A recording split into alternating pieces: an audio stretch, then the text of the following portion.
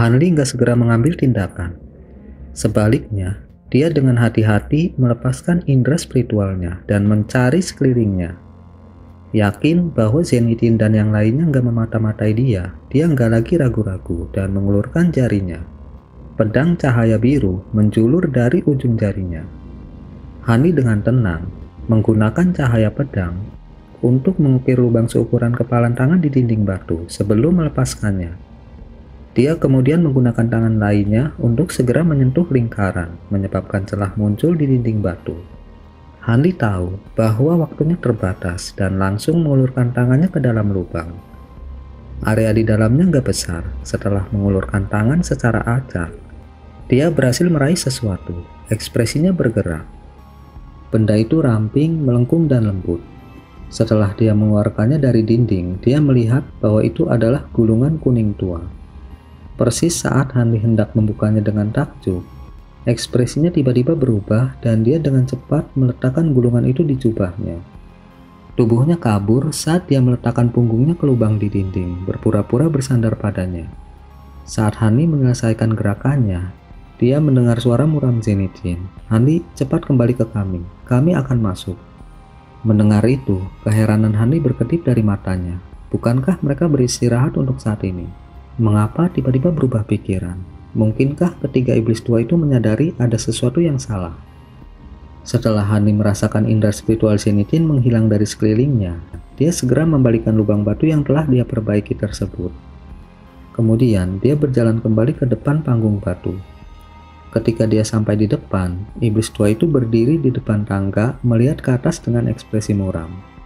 Wuchou dan Master Tulang berdiri di belakang mereka dengan ekspresi yang sama. Hanli dengan heran mengikuti pandangan mereka ke atas tangga. Dia hanya bisa melihat cahaya biru di atas, berkelap-kelip dengan intensitas yang membutakan. Beberapa benang cahaya emas muncul dari sekilas cahaya biru. Dalam waktu singkat, benang-benang itu menjadi lebih tebal beberapa inci. Tetapi karena pemisahan penghalang cahaya putih, Hanli nggak dapat merasakan sesuatu yang aneh. Zenithine mengangguk ketika dia melihat Hanli tiba. Dia menoleh ke Manhusi dan berkata, "Saudara Man, murid junior saya telah tiba. Ayo kita naik." Saya nggak menyangka bahwa ulat benang emas Wan Tianming benar-benar dapat mengguncang kuali surgawi. Meskipun saya nggak tahu bagaimana ini bisa terjadi, akan lebih baik bagi kita untuk pergi melihatnya. Manhusi menjawab dengan tanpa kata mendekati tangga. Zenithine dan yang lainnya mengikuti setelah dia. Suara ledakan terdengar saat Manhusi mengayunkan tinjunya dalam seni iblis dan dengan keras menghancurkan penghalang cahaya, meniup lubang sebesar 10 meter. Manhusi memimpin. Zenithine dan Awam Tinggi mengepung Hanli dan memaksanya berjalan di antara mereka. Master Tulang dan Wuchou mengikuti mereka dari belakang. Sangat dingin, meskipun Hanli telah membuat beberapa persiapan di luar penghalang cahaya. Hanli tetap menggigil karena dingin di sekitarnya. Dia dengan cepat menutupi tubuhnya dengan penghalang cahaya, sangat mengurangi rasa dinginnya. Manhusi nggak menunggu yang lainnya. Dia berjalan lurus menuju pusat cahaya biru yang berkembang dengan langkah-langkah besar. Setelah Awam Tinggi dan Zenithine saling melirik, mereka nggak bisa menahan senyum kecut saat mereka menyusulnya. Tetapi sebelum Zenithine mengejar Manhusi, dia berbalik untuk melihat Hanli, menunjukkan bahwa dia sebaiknya bergegas. Hanli melepaskan semburan kutukan pada Zenithine dalam pikirannya. Dia tahu posisinya dan gak punya pikiran untuk melarikan diri. Dia hanya ingin menyeret bagian belakang dan melihat gulungan itu. Itu mungkin bisa memberikan bantuan untuk kesulitannya saat ini. Namun pemerasan Zenithine sepertinya mengingatkan Wuchou akan sesuatu. Dia mulai menatap Hanli dengan fokus mutlak. Master Tulang kemudian menatap keraguan pada Hanli. Hanli gak punya pilihan selain mempercepat langkahnya, tapi setelah dia berjalan beberapa langkah, kecepatannya melambat bukan karena niatnya sendiri. Meskipun penghalang cahayanya melindungi dari cahaya biru yang membekukan, Hanli merasakan hawa dingin melewati tubuhnya dengan setiap langkah yang dia ambil. Setelah beberapa saat, wajahnya menjadi pucat pasi. Dia dengan cepat menutup mulutnya, takut embun beku akan menyebar ke seluruh intinya. Saat itu, Hani mendengar suara Zenithine di telinganya.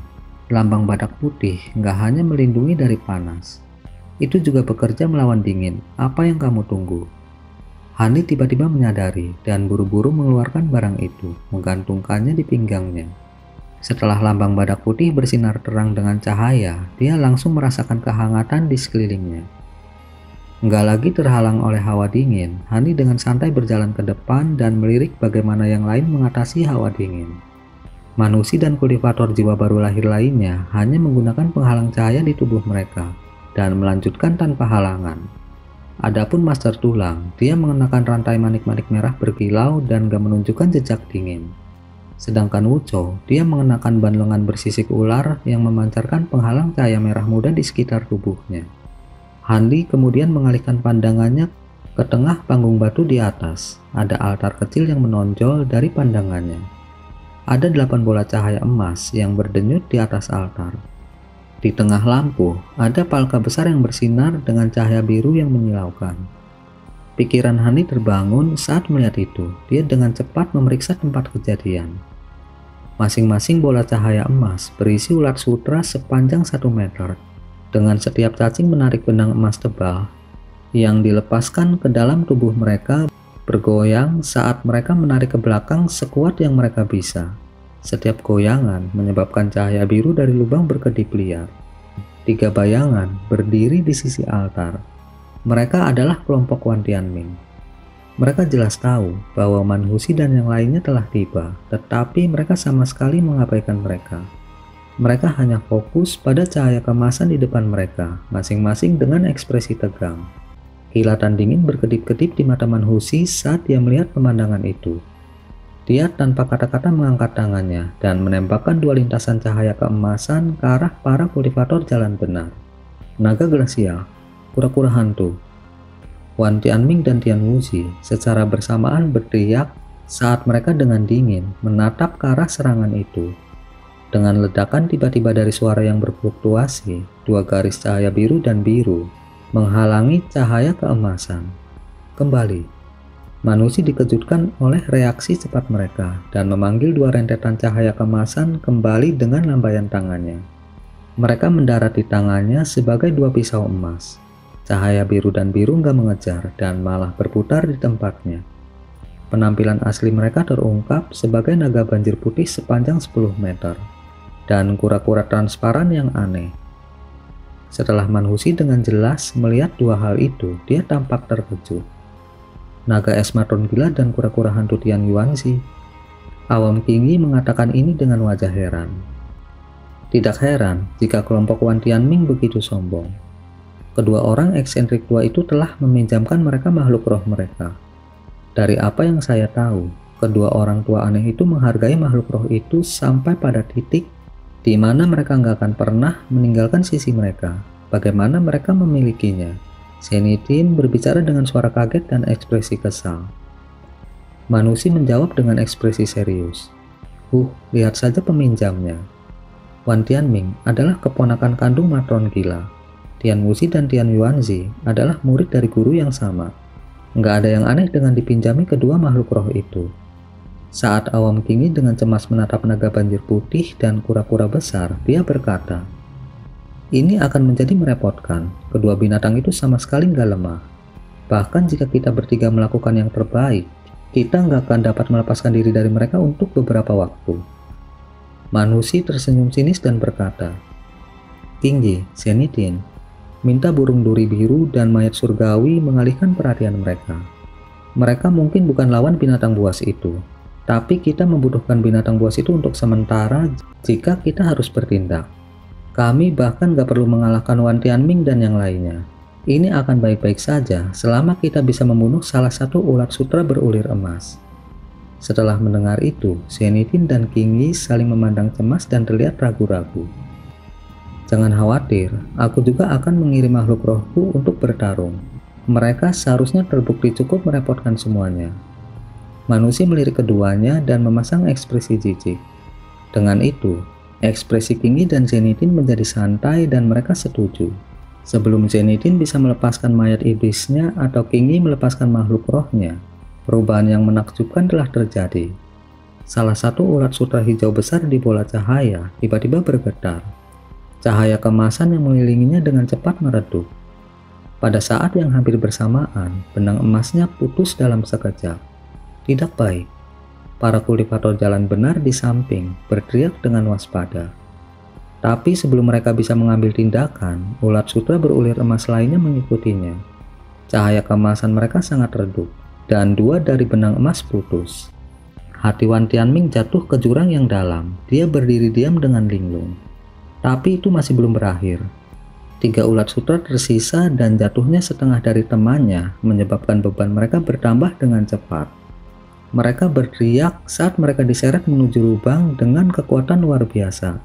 Segera setelah itu, dentang besar dari sesuatu yang berat yang dijatuhkan bisa terdengar. Panggung batu itu bergetar beberapa saat kemudian. Cahaya biru yang datang dari lubang segera redup dan udara menjadi lebih hangat secara signifikan. Wajah para kultivator jalan benar menjadi sangat gak sedap dipandang.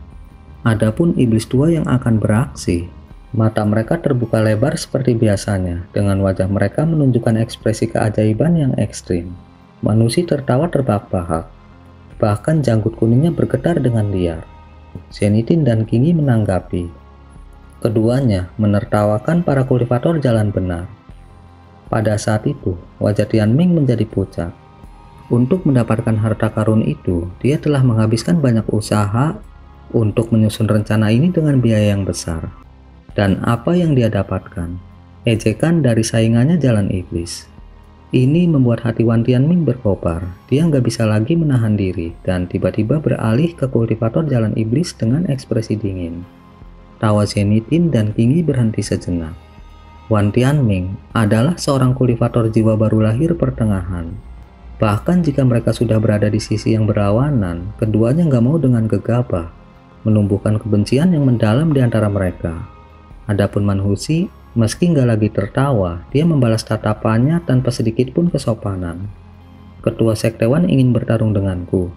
Saya benar-benar ingin merasakan 3 keajaiban dari seni pengangkut surga sejati. Setelah dengan dingin memelototi Manhusi sejenak, Wan Tianming akhirnya mendapatkan kembali akal sehatnya.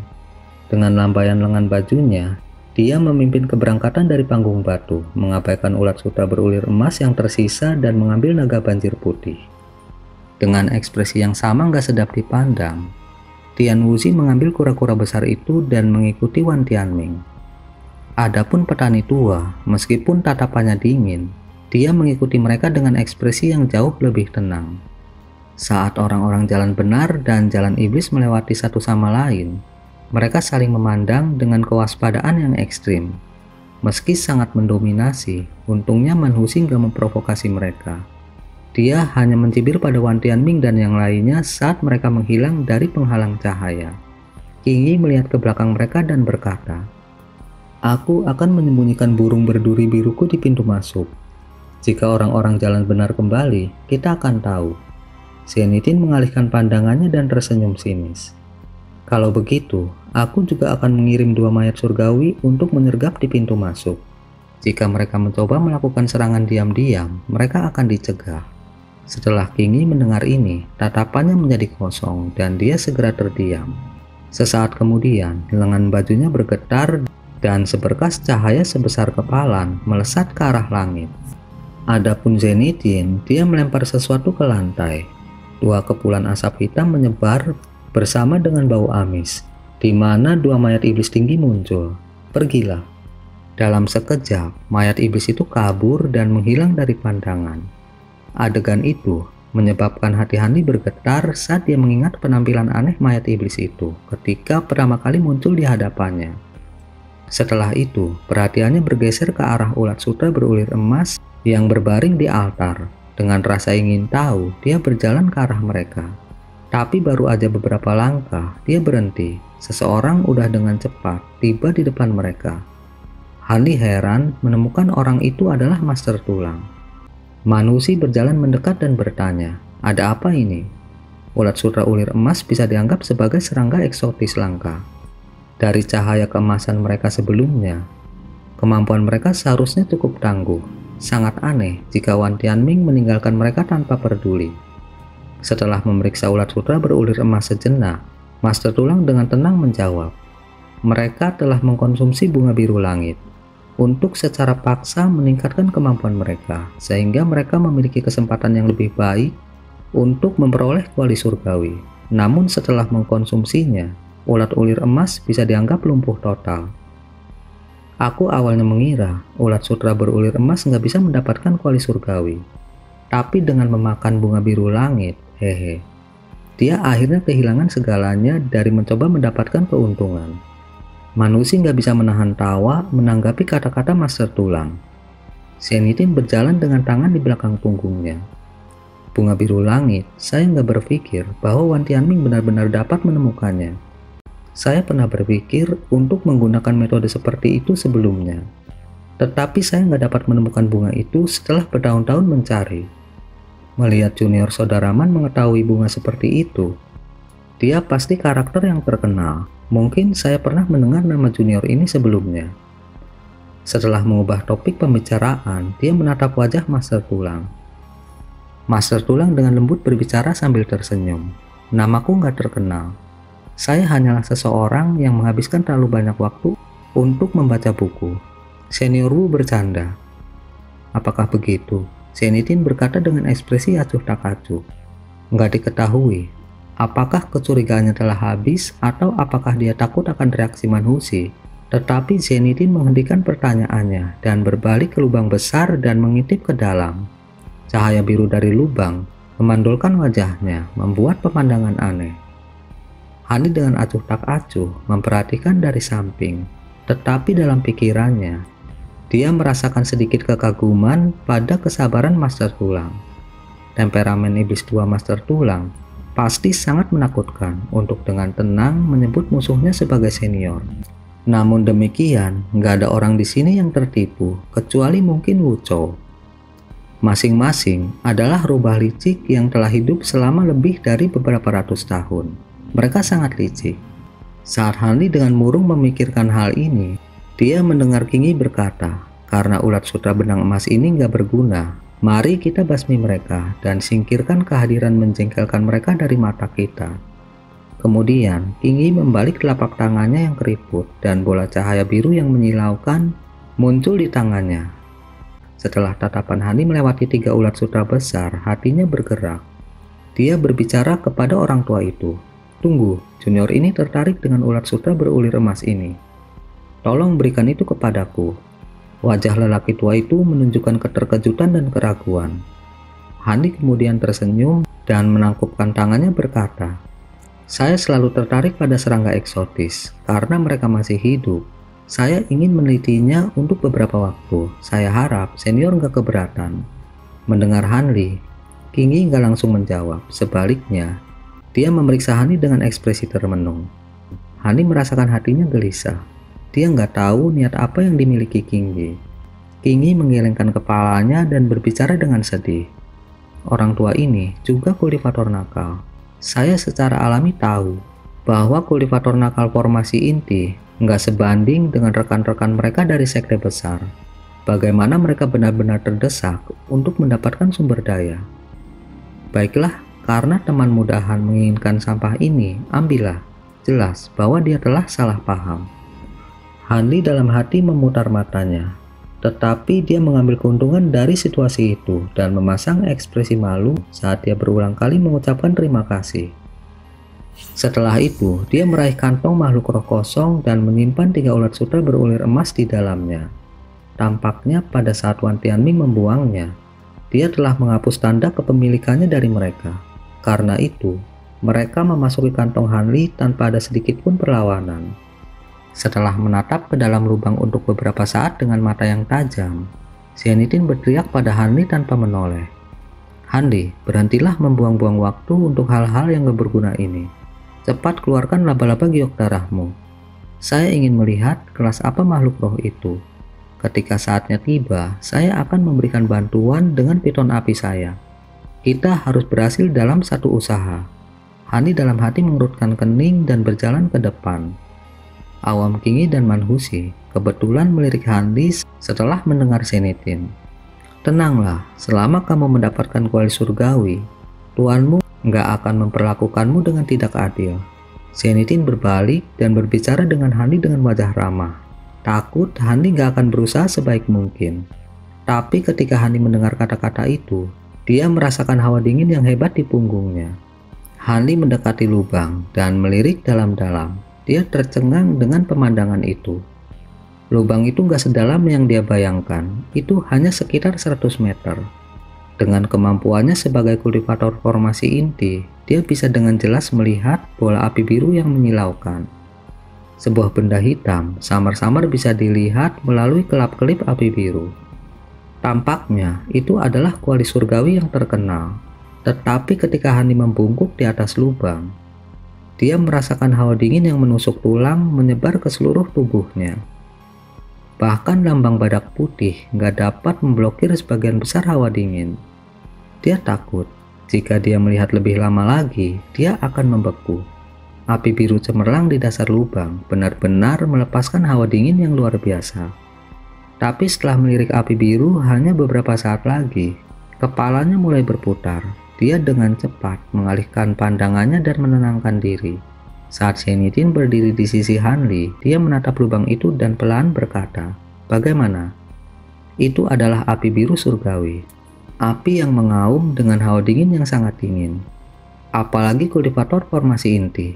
Bahkan kami para kultivator jiwa baru lahir nggak berani menyentuhnya. Luka bakar sekecil apapun oleh api akan menyebabkan seorang kultivator jiwa baru lahir dengan mudah binasa. Dikatakan bahwa nyala api ini bukanlah sesuatu yang berasal dari dunia ini.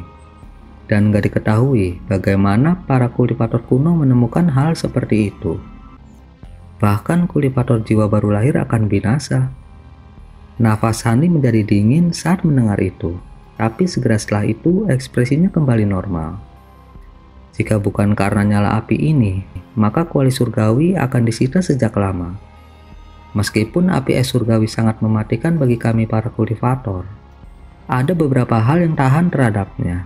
Misalnya, benang emas dari ulat sutra berulir emas, dan benang laba-laba dari laba-laba giok darah, bersama dengan pengecualian yang gak biasa seperti 2 ular piton api milikku. Sudah waktunya bagimu untuk mengeluarkan laba-laba giok darahmu. Mari kita lihat. Zenitin memberi perintah dengan nada tegas. Dengan Manhusi dan Kingi menatap Hanli dari belakang Zenitin, Hanli gak menunda lebih jauh.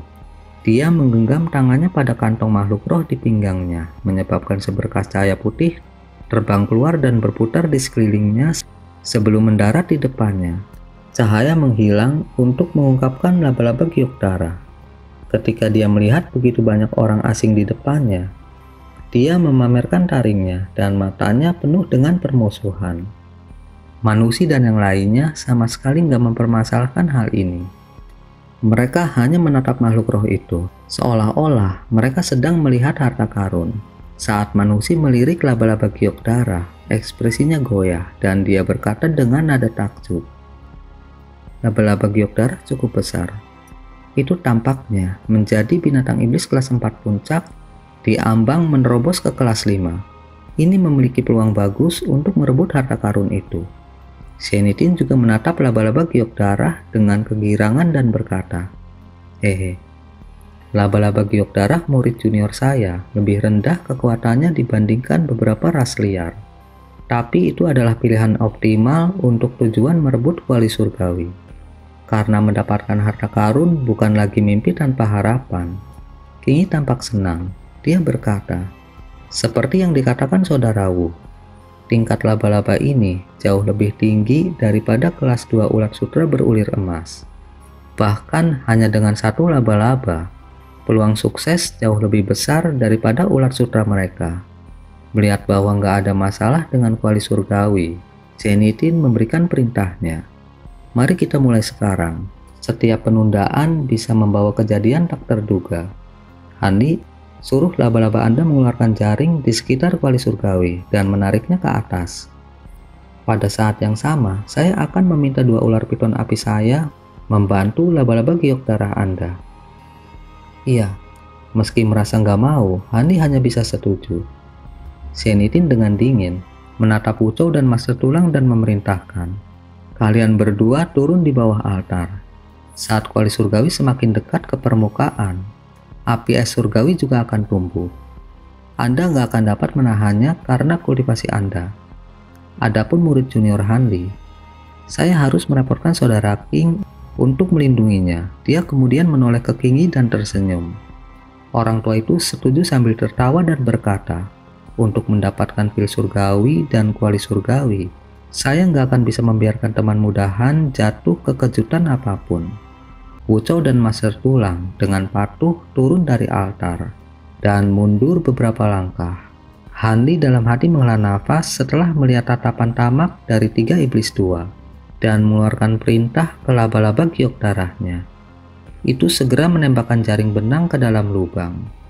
Setelah sampai sejauh ini, Hanli hanya bisa mengambil langkah demi langkah. Dia berharap ketika dia mendapatkan harta karun itu, Zenitin akan merasa malu untuk segera memutuskan hubungan dengannya. Memberinya waktu istirahat, ini diharapkan akan memberikan cukup waktu bagi Master Tulang untuk berurusan dengan Zenitin dan memberi Hanli kesempatan untuk mengubah situasinya. Adapun kuali surgawi, dia nggak terlalu peduli apakah dia bisa mengeluarkannya atau tidak. Ini karena dia tahu situasinya nggak akan berubah, terlepas dari keberhasilan atau kegagalan dalam memperoleh harta karun itu. Saat Hanli dalam hati merencanakan tindakan balasannya, Zenitin tiba di sisi berlawanan dari lubang dari Hanli. Dia mengeluarkan kantong makhluk roh hitam pekat dari jubahnya dan membalik kantong itu. Dengan kilatan cahaya merah, 2 ular piton merah api sepanjang 15 meter muncul di tanah. Kedua ular piton yang luar biasa ini memiliki sisik berwarna merah cerah sebesar kuku jari tangan. Kepala mereka sama-sama dicetak dengan desain menakjubkan yang terdiri dari karakter jimat.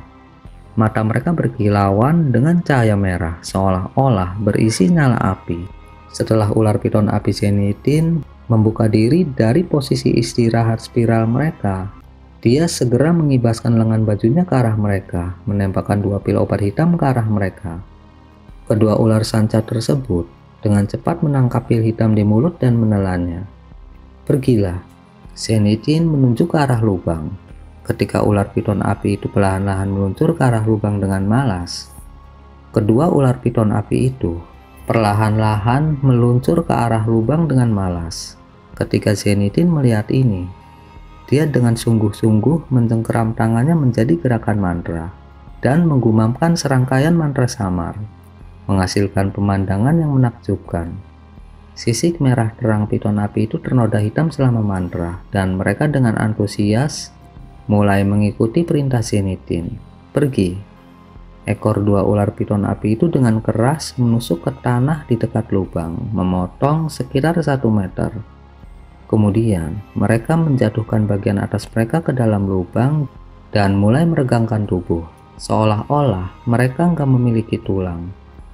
Ekor mereka menempel kuat ke tanah, sepertinya mereka telah berubah menjadi 2 tali hitam merah.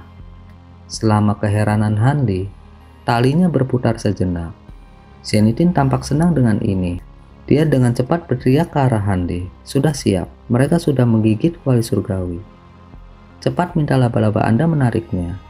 Meskipun ular piton api telah memakan pil obat saya, mereka nggak dapat bertahan lama dari api es glasial. Kita harus berhasil dalam sekali jalan. Jejak kedengkian terlihat di wajah Zenitin ketika dia mengatakan ini. Hanli dalam hati mendengus melihat pemandangan itu. Dia dengan enggan mencemooh dalam pikirannya. Sepertinya sangat mungkin aku akan kehilangan nyawaku jika harta karun itu berhasil disita.